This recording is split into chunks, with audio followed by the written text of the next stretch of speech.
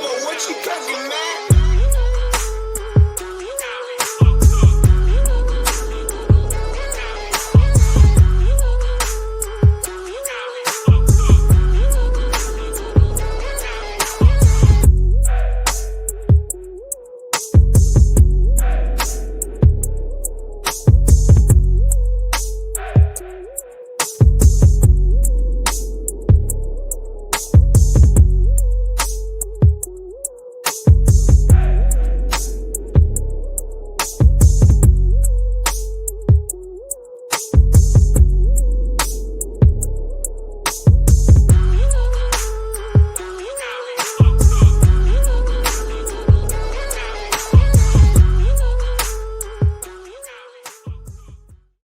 What's up, fellas? Welcome. Good morning. It's time for Iron Minds. What's up, Michael Lombard?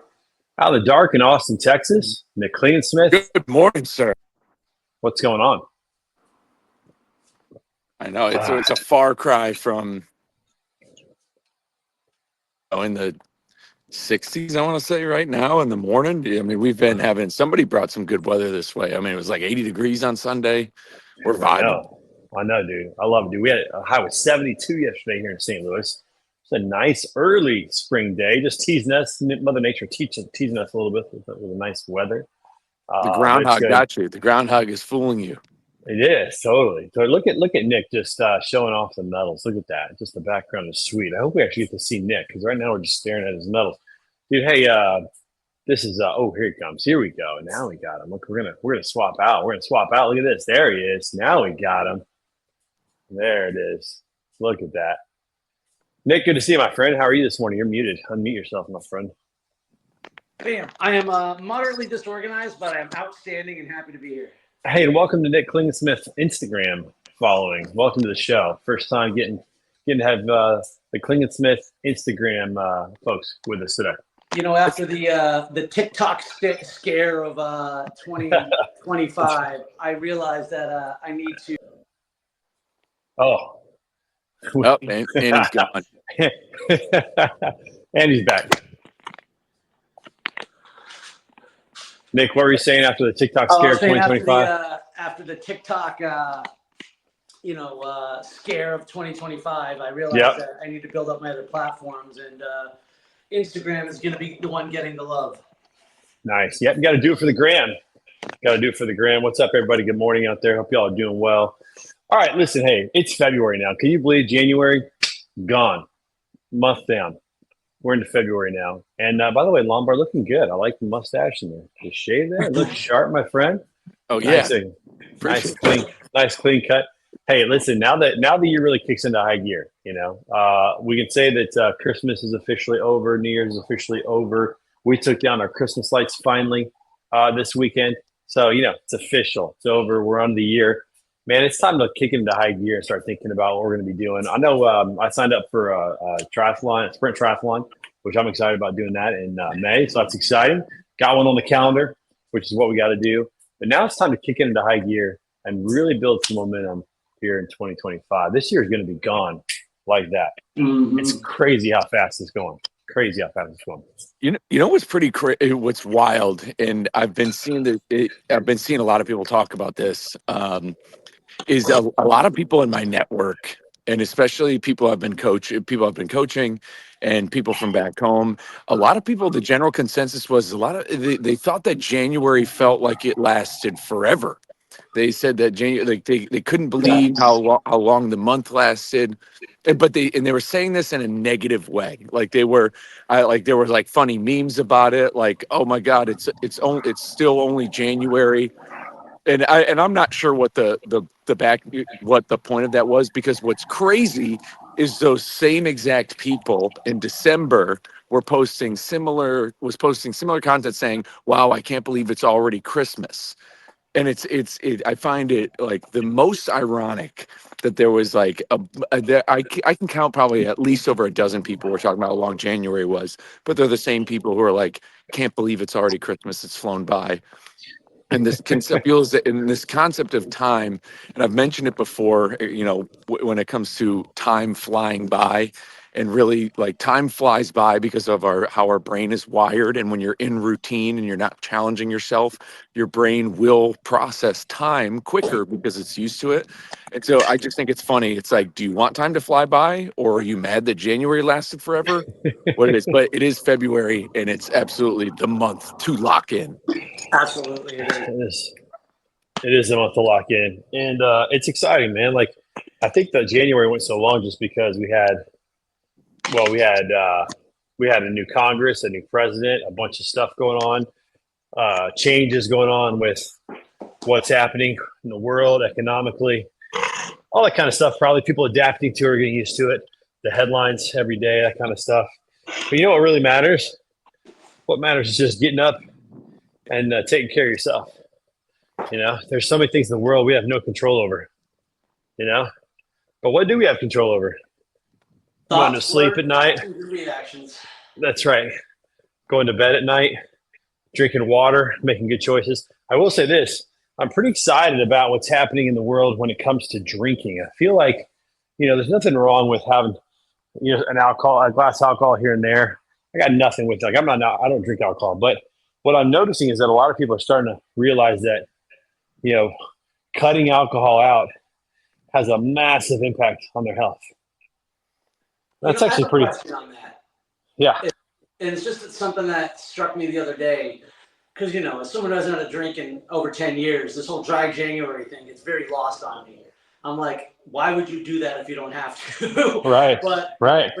but I agree with you. I'm seeing a lot of that. And I'm seeing a lot of people saying, you know, hey, dry January, but I'm going to keep going. I'm feeling so much better. They're seeing the health benefits. But here's what I'm seeing. I'm seeing people of our generation.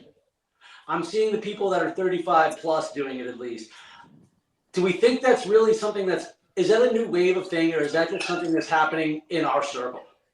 You know what I feel like? I think, you know how about 20 years ago, 25 years ago, smoking really became known for what it is, and there was a big push, and people, by and large, quit smoking. Our age, like people that were in our age group in that time, they started to understand the real health impacts of it.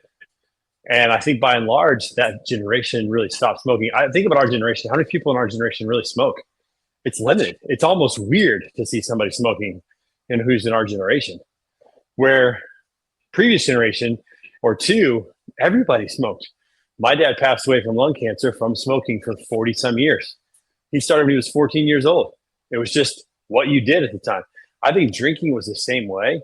And now that we're starting to really understand what alcohol does to the body and how it makes you feel sluggish and slows you down, and all these people, like you said, Nick, they come online and say, hey, I haven't had a drink in 30 days or 60 days. It feels so great. I feel like the transparency of it all, it's like it's becoming cool to not drink, you know? I think to that end, you bring up a really good point, and I would say that this is actually a benefit of social media. Access to more information, different lifestyles, you know. We fall into the circle of our 5 closest friends, etc. Well, your world gets a lot bigger when it doesn't have to be your neighbors. Yeah, that's right. That's a good point. Like it's not just the people right around you. You start to see things a little bit clearer for what it is. There are some benefits to social media, and some of that is the access to knowledge and that kind of thing. Good morning, Jessica. Jessica's up walking on the treadmill this AM, get that heart rate up. Thank you for the inspiration. Love it, Jessica. Glad you're doing that. This is definitely one of those perks of social media. There's a gentleman here in Austin. His name's Luke Hopkins. You know, you can call him a fitness influencer type. He's an athlete. He's a BPN athlete. And I met him at the expo for the half marathon I did. And he's a Connecticut guy, you know, loves supporting a CT guy who's making a name for himself. But his image online, like you see you kind of see his life on Instagram and YouTube. And he's 22, 23 years old. And he goes to Austin City Limits. He goes to music festivals, goes to Longhorns games. You see everything he does. But, you know, he's an athlete. And I mean, he lives this lifestyle that 22-year-olds can now see. And they're like, wow, this guy's out hanging with the boys, having fun, you know, driving scooters, enjoying life. But it's not circumvented around like party, go out all the time, go out every weekend, rage. Like you can still be young, and you could still be like this. And I told him when I met him, I said, the ripple effect you're having on society. I was like, if I was 22 and I had this in my environment, like this was in my eyesight, I might not have taken such a detour in life. So there's Right. definitely been a social media effect that I think has led to people consuming less alcohol. Gen Z is definitely drinking less alcohol. Millennials are getting tired of what hangovers feel like, which is crazy because I feel like Gen X didn't. Maybe they just gritted through the hangovers. I We don't know wore what it that is, shit like but a badge. Yeah. Gen X going to work with a hangover, you had to make sure you tell everybody just how tough you were. That's right. There was a badge of honor there. Nick, I think you're right. Having this expanded network of people in our lives, like, let's just take this for example. If we didn't have this show, if we didn't have, this streaming platform or some social media, I wouldn't be hanging out with you guys right now. Like, and it's no offense, but we wouldn't be hanging out. I might hang out with the people in my neighborhood or maybe the people in our city. And that was your world. That was it. That's all you saw. And if that was healthy, then you were part of some healthy stuff. And if it wasn't, you probably kind of got roped into doing what people were doing. But now we start to see that, hey, there's people that are up. Jessica's up. She's walking. Jessica's got a following. She's got people in her network that are going to see, oh, Jessica was up walking today. They're going to see this comment on LinkedIn. They're going to go, oh, wow, Jessica was up walking today. Maybe I should get up and do some walking too. And it's like that positive peer pressure. It's almost like I remind myself of the Indy 500 because I went to the Indy 500 in 1988 when I was 10 years old. My dad took me. That place was a party. There was no social media. People were doing unexplainable things, like crazy stuff that a 10-year-old should never see. But now if you go to the Indy 500, because of social media, it's like it's cleaned it up because they don't want to see people walking down the street with their tops off, ladies with their tops off, and cars being turned over and all this partying. They don't want that to be their image on social media. It's cleaned up the whole thing. It's now a family event, the Indy 500. Now they still have the snake pit, don't get me wrong, but that's in a secluded area. The snake pit's just a secluded part of the event now, whereas the whole event used to be that way. And social media has kind of that disinfectant sometimes with cleaning things up. And that's pretty interesting. Oh, Jessica says, what you rub against rubs off for sure. Oh, look at that. Love that. There's something called observation bias for sure. Like, I love it when somebody says, yeah, everybody's doing this at that. Like whenever I bet when you hear about conferences now, a lot of people will be like, oh yeah, man, everybody gets drunk at that conference. And it's like, well, you mean you get drunk at that conference? Because that was me. I was that guy who believed everybody was getting hammered at the conference the whole time. And then the first time I was sober at a conference, I'm like, okay, some people are getting hammered. A lot of people are drinking and having fun. And then there's a good chunk of people who aren't drinking and having fun. Look at that. It's not everybody doing what I want in my self-validating perspective. Right. Yeah. A lot of truth around that, man. There's a ton of truth around that. So it's good stuff, man. It's really good stuff. All right. So it's time to kick it into high gear. What are you guys preparing for right now? What's on your calendar? What's next for you guys? We've got Austin Marathon's less than 2 weeks away. It's on the 16th, and I'm lucky because I'll be at Manifest next week, and which isn't a bad thing because I've been taking advantage of. I've been actually doing like tapering. I've been knowing how to taper. Like I even tapered leading up to the half marathon I had. Like I had a nice week where I like deloaded, where I wasn't going ham, and then it's the same thing. The same thing now. Like I had a 20-mile run 3 weeks out because there's really no point. Like the hay is in the barn for a lot of stuff. So and Nick and I were talking about this, we're at a point now where our lifestyle isn't so much necessarily about weight loss and weight management. It's become, we're kind of over this plateau of now it's really locking in on performance and not having to worry too much about falling off the wagon. Now it's like the gun is to the head for performance. So Austin Marathon's in 2 weeks, and then I'm 81 days from Ironman Texas. Nice. Dude, that's awesome. How about you, Nick? What do you got on the horizon coming up? I actually, it's funny, Michael and I were talking the other day, or I sent him a text a week or so ago where I said, I think my new fitness goal is to increase my always ready status. Because right now, if somebody were to say, "Hey, man, want to jump in a 5K or a 10K this weekend?" I'm like, "Sure, why not? Maybe even a half." But I'm not marathon ready, and so I want to increase that lifestyle so that. I mean, I know that's maybe a little bit extreme, but that I can prepare for a marathon in a few weeks because I'm already at that base. So I have a lot of work to do to get there, but because my travel is going to be more focused on the business this year, coming up, I'm doing a lot of Florida events. So in about a week and a half, 2 weeks, I've got a Deca Fit, which is a Spartan indoor event. Spartan High Rocks. Yeah, it's fun. Yep, similar to High Rocks. It's a 5K with 10 stations. I did it in 51 minutes in September, and I was actually tapering. That was the week before my big race, so I literally took it very as easy. I was watching my heart rate to not exceed a certain thing. But then I've got a Spartan coming up in Jacksonville, March 1st, another one in Boca in March 28th, and then another one here in Tampa at Raymond James Stadium, actually, which is really cool, where the Bucks play, and that's in the middle of May. And I mention those because the Deca Fit and the Spartan Jacksonville are both going to kind of be my baseline races and baseline events for the rest of the year. And then those two events I just mentioned are going to be like goal races for me. Love that. Love to hear that. Well, and as we talked about, next week we're going to be in Manifest, and we're going to miss you, Nick. Wish you could be there with us. We're going to be at Manifest in Vegas next week, and so the show's being pushed back from 6 a.m. Central to 8 a.m. Central because it's going to be early on the West Coast. Well, I'll be there in spirit and internet. That's right. That's right. That's right. So that's what's going on. So we got that. I think, Michael, we got to figure out what we're going to do on the Strip there. There's going to be something fun there to do.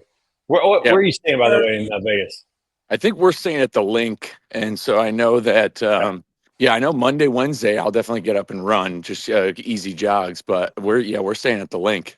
Okay, I'll be at the Venetian, so we'll have to find a place to meet and hop on and have a little fun with the people, give the people what they want, which is exciting stuff. So don't forget, next week, 8 a.m. Central, 9 a.m. Eastern, we'll be on the show. Yeah, I got a buddy here who we talked about this before. He started doing sprint triathlons and half triathlons with his kids. His kids are now teenagers, and now they do it together as a family. And he is, we've been wanting to do one together. And he reached out to me and said, "Hey, I just signed up for one. Let's do one." So that's going to be it's going to be fun. Ooh, Stanton, Tuesday morning run. We're going to do something, man. Maybe like a burpee run, maybe something like that. Nick kind of mentioned it. So maybe we'll run like 2 minutes and then do some burpees, then get back up, something like that. Got to see how my shoulders feel in the burpees. Definitely try it out. But Michael's been telling me that I may have to become a runner now because the shoulder's not participating anymore with what I want to do. So, but Stanton, we'll be doing something, that's for sure. And we will have to. There's probably gonna be a group of people in Vegas. We might have a little group session. Michael Lombard. And get some people to lock in with us. I know Chris Thomas is going to be there. Yeah, Chris Thomas. By the way, did you know that Chris Thomas, that dude can sing, man? Dude just got some pipes. You put some Chris Stapleton in front of Chris Thomas with a microphone, whew, that's a pretty thing. Awesome. That is a pretty thing. Dude can sing like crazy. So, yeah, we're going to have some fun. So, Stanton, I got you on my list. In fact, I'm going to put you on the hit list for Vegas just so I remember. Yeah, we need to get a little group of people together to hang out and do something, whatever we're going to do, which will be good. Which will be good. But you got something on the calendar, again, for anybody out there watching. Yeah, go look up your events, 5K, 10K in my area. Yeah. Because it's February. Those events are probably going to come in March. At least I know it's normally nationwide. I know some places in the upper Midwest will have longer endurance events in the summertime because the weather compromises with it. But like March, April, May is really where a lot of those fun community events are going to be. And when you sign up for, and whether you're a runner or not, I endorse those events because of the community aspect. Cities come out for it. A lot of families come out for those events to not just run, but they'll walk and they're outside. They're enjoying it, and those are the seeds that can get planted when you look at some of those events. Same thing with Spartan. Spartan events are normally near major cities. Go on the calendar, get them up there, call a friend. That's the best way to do it. That's exactly that's been happening a lot in my network. I just saw a bunch of people from college, like a handful of people from college who I haven't talked to in years. They just recently ran the Miami half marathon or Miami marathon and like the pictures from it, it looks like a great community event for the city of Miami. So it's like find those events and Yeah. lock in on it. Yep, those events are coming up. And I'll tell you what, some people might be afraid to put something on the calendar. Don't be afraid to put it on the calendar. Get it on the calendar, look at it every day. And listen, it doesn't take that long, even if you haven't done anything, to get ready for a 5K. You know, a 5K jog, 5K walk run. A month is plenty of time if you're diligent about getting outside. And speaking of getting outside, man, yesterday with the weather being great, got to take the dog on a walk. 72 degrees here in St. Louis yesterday, man. It was awesome. That vitamin D felt good. Yeah, that two things. Number one, for those who are looking for an event, let me give you the easiest step in the world to get started, right? Look up the event and find out when it is. That's it. Look up the local event and find out when it is. And let me tell you why that's such a powerful step. Because a guy that I just started coaching mentioned he was interested in a marathon. And I was like, and he mentioned which one. And I was like, all right, for step one, I just want you to go find out when it is. Because, you know, if he's out of town or something, right, you can't even sign up for it. Instead of him saying, hey, I found out the date, he just sent me the QR code for his registration because he registered already. You can't take that first step without being like, oh, Yeah. well, I'm here. Right. And then the other thing is, I love that post yesterday because I meant what I said. I write about that from time to time, and I made a few videos about it. I think getting outside with a dog is like, man, that's like Paxil on steroids. Like, it has got to be such an incredible antidepressant. You just cannot be unhappy with a happy dog. I think it's physically impossible. Dude, I'll tell you what too. Our dog, man, so dogs are amazing creatures. Just from they train, they remember things so much. If I walk into the laundry room where his harness is and where the doggy belt is with treats and stuff like that, if I walk in there and I pull that thing out, this dude goes berserk, man. Super happy. Just goes, well, we're going for a walk now. Yeah, we had a good time yesterday. It was really fun to do that and get out. Good morning, Super Trucker. What's up, my friend? Yes. So I want to interject something else on that same topic, because one of the other things that I think is amazing for anxiety and depression, and this works for me. It's probably not for everybody, but my wife and I went out to the Universal Studios this weekend. And yeah, dude. Without kids, right? No kids. No kids. Dude, that's the best, man. That's the best. Disney and Universal Studios without kids is way more enjoyable than with kids. Taking your kids is fun, but it is work. It is work. It is that's not a easy different at all. animal. We're the kids. We want to go. That's right. My wife wears her robe. We play with wands. We're out, just get on some rides, get exhilarated, just have fun and let go. The downside is that there is not a single thing on the entire property that is not made of sugar. Yeah. That's where it gets a little harder for someone like me, or anyone who just doesn't want to eat crap all day. There's a few decent restaurants, but even those, it's not like there's power food options. Well, you get the most profit when you serve crap.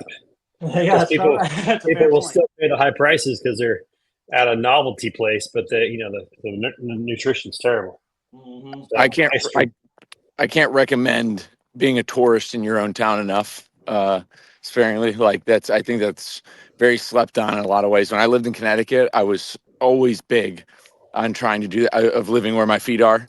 I think that because that's the only way to do it. And no matter where you live, try to be a tourist in your own area. Find out whatever it is. Little museum. It could be a freaking train museum. Whatever is local to your area. Just go to it. Go check it out. Go check out where. If you're in New Jersey, I know they got a whole bunch of George Washington slept here places. The dumbest things.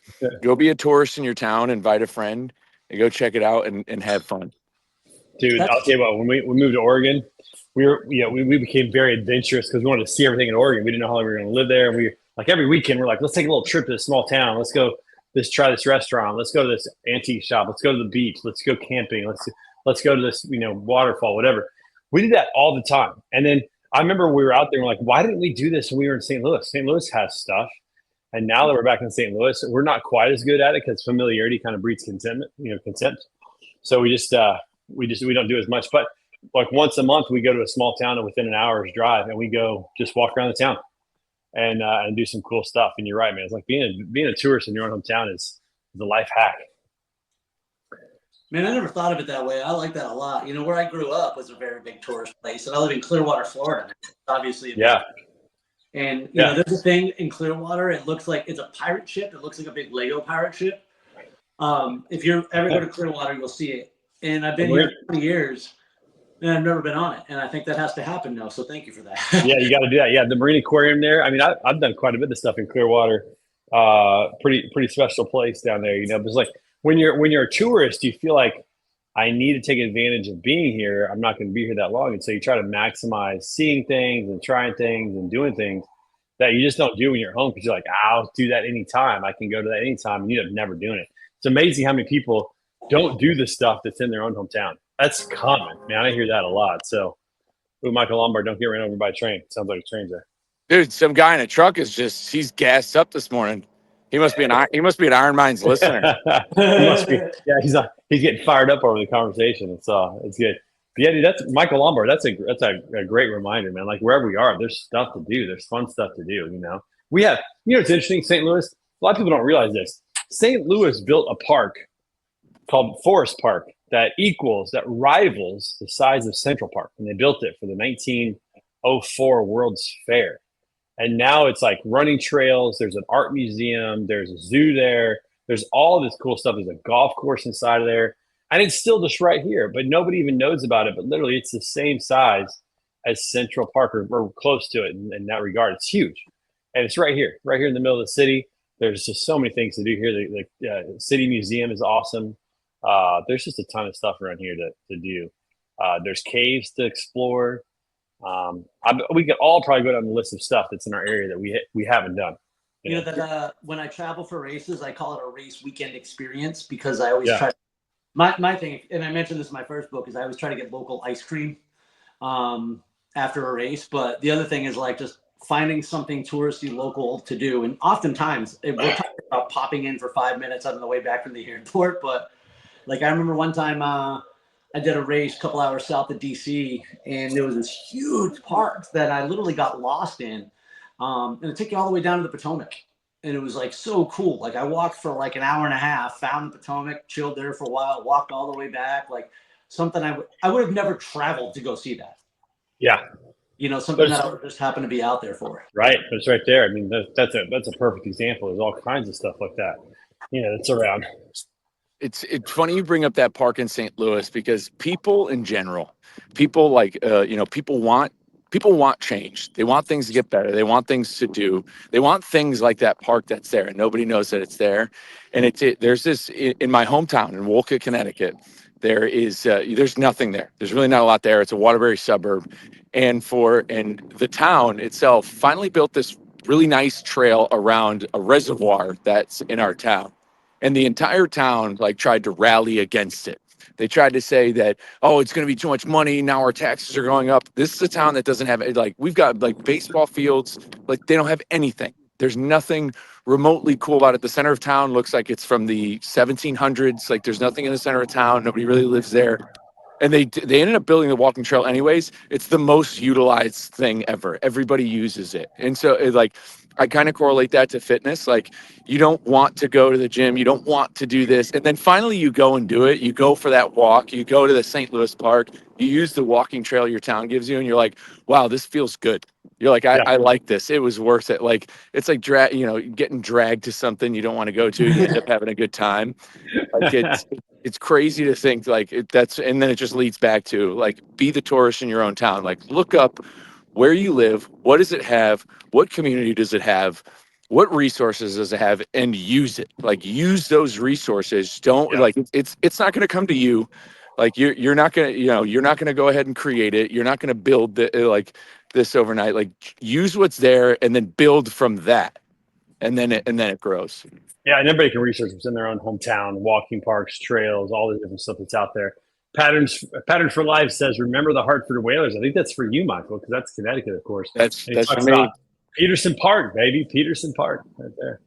So that's awesome. Yeah, that's pretty cool in that regard. So it's easy to do. It's easy just to figure out what the heck is in your own neighborhood. And actually, there was a guy who was coaching last year, and one of the things we were talking about was how, time with his wife had gotten a little stale. They've been married for the better part of forever. And that's what I suggest. And I'm not married, so what do I know? So I actually suggested, I was like, why don't you go on and Google things to do in where I live? And he's like, oh, it's going to tell me all this tourist shit. And I was like, well, did you do it? He's like, no, we've never done any of this. I'm like, and you're talking about not having things to do with your wife. Like, go do one of those. Just there is nothing more restorative to a relationship than mini golf. Dude, mini golf is a blast, man. It's a great little outing. It's outdoors usually. It's it's definitely fun. You know, it's interesting. I feel like the last 20 years, and I think it's all has to do with media and streaming, and you know how accessible things are in our own home. But people don't even go outside anymore. They don't talk to their neighbors anymore. You know, they don't go for walks around their neighborhood. They just sit inside the house. You know, it's like that's become I think a real epidemic for us. Yeah, people are living through in a lot of ways, and I know that we're on a screen right now, but it becomes the problem. I was just talking about this after I went on a bike ride on Sunday about the idea of living through screens with the people out there, like seeing what their lives are, like living through what their life is. And to a point, it's like we talked about the goods of social media, but when you are starting to live through it and not chasing your dreams, chasing what you want to do, it's like it's one thing to use somebody's story to propel you into chasing your goals, but it's another thing when you're just living through that screen and that expectation, and then wondering why nothing's ever happening, not realizing that the person on the other side of that screen is like actually doing the work to do it. And it's definitely made us a little bit more. It's definitely made people, I think, in general, a little bit more disconnected with where they're at, with not living where their feet are. They're not living where they're at trying to do it. They're trying to live where they're not even, they're trying to live where they aren't and live through somebody that they're not. When you've got to just use that as momentum to have you try to not necessarily replicate or not necessarily duplicate, but kind of replicate where you live, because you can do that. The same impact somebody has that maybe you're living through, you can do what they're doing exactly where you are. You just have to go out and do it. You know, check this quote out by Socrates to end our morning this morning. The secret of change is to focus all of your energy not on fighting the old, but on building the new. Go do something new this weekend. Go try something new. There's towns, no matter where you live, there's a town within an hour that you've never been to that has a cool antique shop or a cool diner or something, you know, park or something you've never been to before. Just go try something new and see what happens. Go explore, do something new. I mean, that's like, it's such an easy life hack. What do we do on a Saturday? We sit around oftentimes, we watch TV, we watch movies all day. Take 5 hours and go explore a new town within an hour of where you live. Have a meal there. That can change everything. It's such a wonderful perspective to do. So easy to do. Just requires a little intentionality, boys. That's what it requires. All right, fellas. Listen, our time is up. Michael Lombard, I'm going to see you in person next week, man. I'm stoked for that. And Nick, it's not too long, my friend. We're going to see you in Indianapolis. By the way, if you want to hire Nick, make sure you go to stridemotivation.com, and he's available for hire, folks, for speaking.